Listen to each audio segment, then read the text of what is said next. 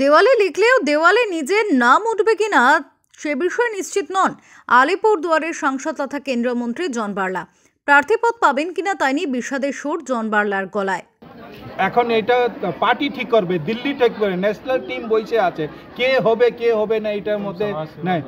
আমি সমাজ সেবা, আমি যখন এমএলএ এমপি ছিলাম না তখনও আমি কাজ করেছি, 2005 থেকে আজ অবধি কাজ করে যাচ্ছি। না থাকলেও কাজ করব, থাকলেও কাজ করব। কে হচ্ছে এর পিছনে আমি জানি, পার্টি ঠিক করবে এটা। জেলা বিজেপির সভাপতি মনোজ টিগ্গা বলেন, জেলা থেকে 3 নাম যাবে।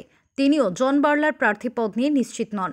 দেখুন, যেখানে জেতা সিট আছে এটা অলরেডি আমরা জিতেছি, আমাদের এইখানে মন্ত্রী রয়েছেন, আর সেটা আমাদের কেন্দ্রীয় সমিতি আছে, কেন্দ্রীয় সমিতি ঠিক করবেন যে আগামী লোকসভা 2024 সালে যেটা অনুষ্ঠিত হতে চলেছে সেখানে প্রার্থী কে হবেন। সেখানে রাজ্যের মাধ্যমে তালিকা যায় কেন্দ্রে, দিল্লিতে যায়, সেখানে কেন্দ্রীয় সমিতি ঠিক করেন যে কি প্রার্থী হবে কি প্রার্থী হবে না।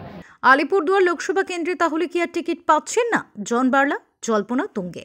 তৃণমূল কংগ্রেস অবশ্য বলছে একটি চাপা কলও বসাতে পারেননি জন বার্লা, ফলে আলিপুরদুয়ারে জিতবে তৃণমূল। এ যেন বোধনের আগে অনেকটা বিষাদের সুর।